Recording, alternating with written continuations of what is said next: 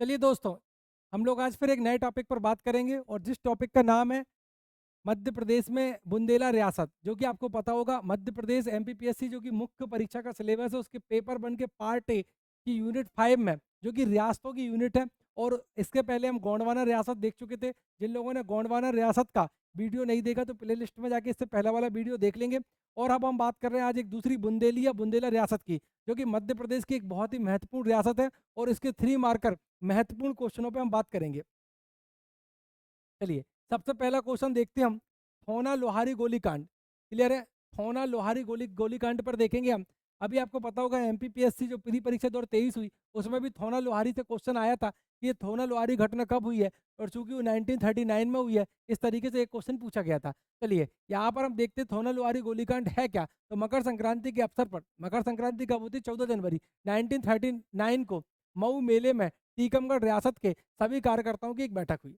इसमें टीकमगढ़ रियासत के क्लियर है। और 30 जनवरी 1939 को रियासत की प्रमुख नेताओं ने चुनौती दी कि वे 8 फरवरी 1939 को थौना में जाकर क्या करेंगे? झंडा फहराकर आंदोलन करेंगे। जब ये लोग लोहारी से थोना गए, तब तब इन्हों तब सत्याग्रहियों के ऊपर ना तो अंग्रेज ने ना ही फौज ने किसी प्रकार का कोई काम किया। परंतु थौना से लोहारी के बाद सत्याग्रह के पश्चात जब ये वापस आ रहे थे, तब फौज ने गोली चलाकर व्यापक जनसंहार किया। क्लियर है। मतलब ये कब किया? जब ये लोहारी से थोड़ा वापस जा रहे थे, तब जन नरसंहार हुआ। ये आपको बताना है। और बाद में परिणाम में आप लिख सकते हैं, कांग्रेस की ओर से श्यामलाल साहू जांच अधिकारी के पास गए। ये आप एक बता सकते हैं। अगर आप ज़्यादा नहीं भी बताना चाहें तो इतना बता दें कि ये 1939 की घटना है। 1939 की घटना है। कब हुई है? फरवरी 1939 में हुई है, ये बता सकते हैं। और यहाँ पर जो आम लोग हैं, उन्होंने क्या किया? थोना से लोहारी गए, और फिर जब वापस लोहारी से थोना आ रहे थे, तब अंग्रेजों ने उन पर गोलियां चलाई। इस तरीके से आप बता सकते हैं। इसमें कई लोग मारे गए हैं। बहुत अधिक लिखने की आवश्यकता नहीं है, क्योंकि क्योंकि 3 मार्क्स में आप इतना भी वहां लिख नहीं पाएंगे, इतना स्पेस होता नहीं है।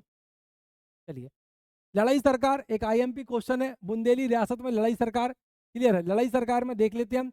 एक बुंदेली रियासत की शासिका थी, लड़ाई सरकार इनका नाम है, शासिका थी। इनका उपनाम है, इन्हें ओरछा राज्य की विक्टोरिया कहते हैं। 1842 में बुंदेला विद्रोह के दमन में कर्नल सलीमैन की इन्होंने सहायता कर दी। और 1857 का जो विद्रोह था, उसमें नत्थे का को रानी लक्ष्मीबाई के विरुद्ध सहायता के लिए भेजा था।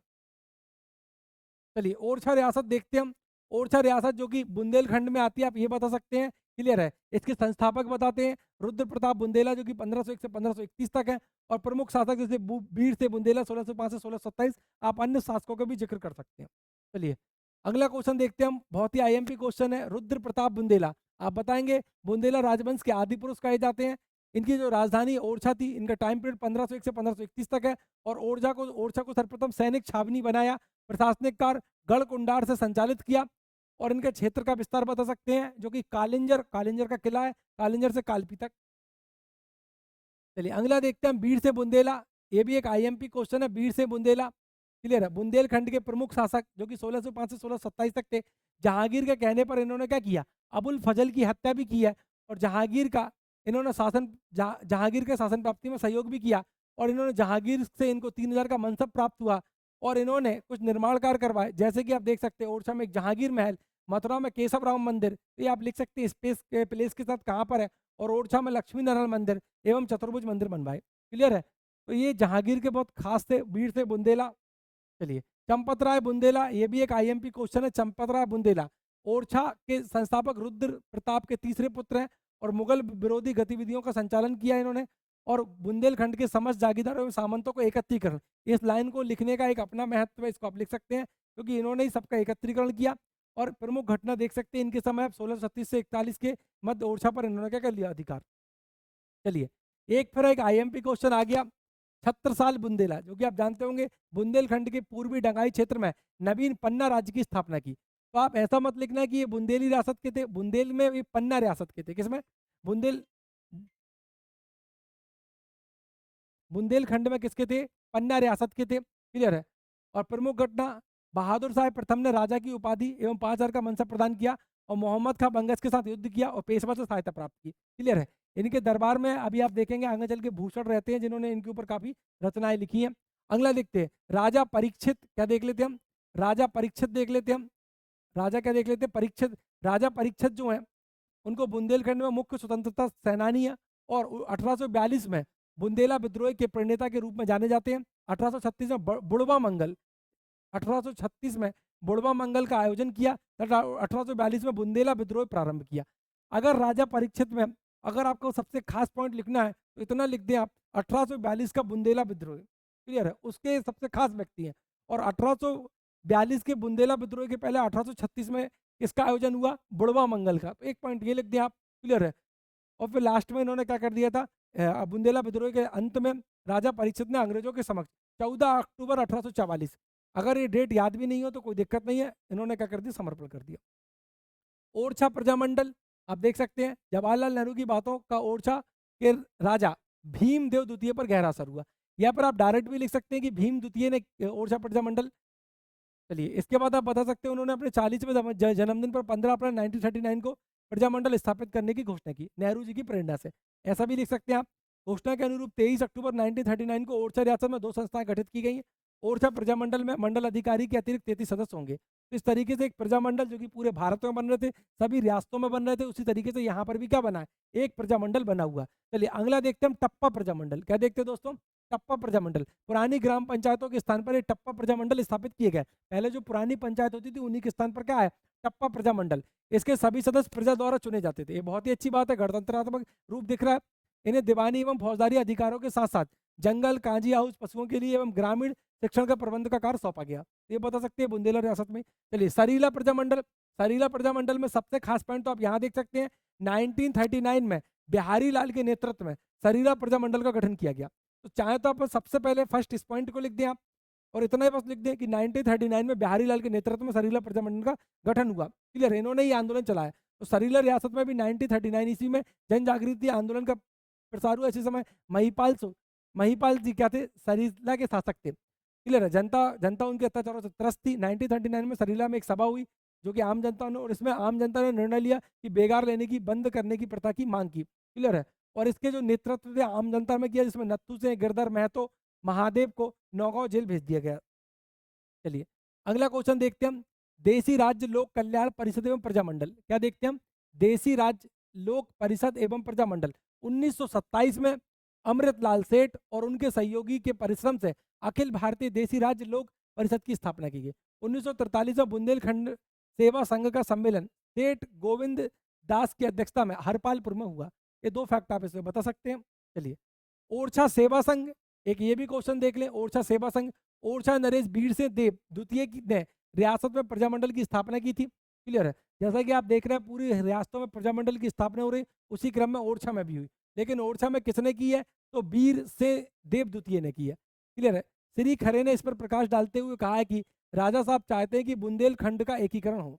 क्लियर है, ये उस समय का दौरान है जब भारत का रियासतों का विलय चल रहा था। 17 सितंबर 1942 को चतुर्भुज पाठक के नेतृत्व में एक सभा हुई। क्लियर है, और ओरछा संघ विधान पारित हो गया। और 25 सितंबर 1942 को महाराजा ने ओरछा सेवा संघ विधिवत मान्यता दे दी। चलिए बुंदेलखंड सेवा संघ देख लें आप, बुंदेलखंड सेवा संघ। क्लियर है, नवंबर 1943 समस्त बुंदेलखंड प्रेमियों का एक सम्मेलन जो कि टीकमगढ़ में आयोजित हुआ। पूछ सकता है, प्री परीक्षा में भी पूछ सकता है कि बुंदेलखंड सेवा संघ कब हुआ, 1943 में हुआ और टीकमगढ़ में आयोजित किया गया। इसी सम्मेलन में अंततः बुंदेलखंड सेवा संघ की स्थापना कर दी गई। क्लियर, इस लाइन को बार बार लिखने की जरूरत नहीं है, एक बार लिख दिया ऊपर काफी है। इधर ओरछा सेवा संघ का प्रथम अधिवेशन 4 से 6 मार्च 1944 एवं द्वितीय अधिवेशन 26 से 28 मार्च 1944 को हुआ। इन अधिवेशनों के द्वारा एकीकृत बुंदेलखंड के निर्माण की बात कही गई। क्लियर है, बुंदेलखंड सेवा संघ के तत्वावधान में बुंदेलखंड एकीकरण सम्मेलन टीकमगढ़ में 1945 में आयोजित किया गया। चलिए ये एक आईएमपी क्वेश्चन आ गया प्रजामंडलों के बाद। भारती चंद्र बुंदेला, जिनको आप जानते होंगे, भारती चंद्र बुंदेला, जो आप पहले तो पॉइंट ये लिख देंगे कि बुंदेलों का एक महान शासक है। अगर आपको कुछ भी ना बने फ्रेंड तो आपको ऐसे ही लिखना है वहां पर कि एक बुंदेलों का क्या था, महान शासक था। ओरछा को संपूर्ण बुंदेलखंड की राजधानी बनाया, भारती चंद्र बुंदेला ने बनाया। और इसके स्थापत्य कौन कौन से हैं, ओरछा का दुर्ग है, राज मंदिर, रानी महल, ये सब बता देंगे आप। एक क्वेश्चन बहुत आईएमपी क्वेश्चन है, इसको बड़ा लिखना चाहिए था हालांकि, लेकिन 3 मार्क्स में आप ज्यादा लिख नहीं पाएंगे, इतना देख लें। बुंदेला स्थापत्य कला, तो ओरछा का किला है, राम राजा मंदिर, चतुर्भुज मंदिर, लक्ष्मी मंदिर, राज मंदिर, ये बता देंगे आप। जैतपुर रियासत, इस पर तो मैं बहुत आईएमपी लिख रहा हूँ, जैतपुर रियासत आ सकता है, इसको आप देख लेना। और सबसे खास नाम याद रखना, राजा परीक्षित। अगर आता है जैतपुर रियासत के सबसे खास शासक कौन है, राजा परीक्षित है। इन्होंने बुढ़वा मंगल मेले का क्या किया, आयोजन किया हुआ है, क्लियर है। और बुंदेला विद्रोह की रूपरेखा भी इन्होंने ही बनाई है। अब ये जैतपुर रियासत कैसे बनी है, ये बुंदेलखंड के अंदर ही एक रियासत है। तो पन्ना नरेश ने जब राज्य का बंटवारा किया, तब जैतपुर रियासत पुत्र जगत राज को प्रदान किया। और फिर जगत राज के बाद ही उनके वंशज कौन आए थे, राजा परीक्षित। तो आप ऐसा ही बता सकते हैं कि जो जैतपुर रियासत है वो पन्ना रियासत से निकल कर बनी हुई है। अभी कई लोगों को बहुत सारा अंदर, ये पन्ना रियासत क्या है, साहेबपुर रियासत क्या है, ओरछा रियासत क्या है, इसके लिए डिटेल क्लास देखें हमारी। चलिए अजयगढ़ रियासत पे चलते हैं हम। महत्वपूर्ण शासक गुमान से हैं, जैतपुर के राजा पहाड़ से का भतीजा भतीजा था, क्लियर है। और वक्त से कंपनी से समझौता किया, और किसको समझौता क्यों करना पड़ा, मराठों व गोसाई से बचने के लिए। और फिर एक अगले शासक है अजयगढ़ रियासत के माधव से देखिए अजयगढ़ रियासत में 3 शासक लिखे हमने, एक गुमान सिंह के बारे में बता देना, एक बखत सिंह के बारे में बता देना, एक माधव से, और माधव सिंह का टाइम पीरियड लिख देना आप। चलिए अगला क्वेश्चन बहुत ही आईएमपी है, चंदेरी बानपुर रियासत कौन है, चंदेरी बानपुर रियासत। महत्वपूर्ण शासक भरत से हैं, 1617 में चंदेरी को राजधानी बनाया। और दुर्जन से इंदौर के होलकर और सागर के गोविंद राव ने इनके बहुत से भागों को छीन लिया, क्लियर है।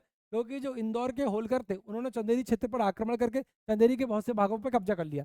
और मोर पहलाद, इस वंश में एक और व्यक्ति आते हैं इस रियासत में, मोर पहलाद, जो कि 1802 ईस्वी सिंधिया के सेनापति, क्लियर है। 18 मोर पहलाद के समय क्या हुआ, 1802 में जो सिंधिया रियासत थी, सिंधिया वंश था, सिंधिया के सेनापति जीन बैप्टिस्ट ने चंदेरी पर आक्रमण किया।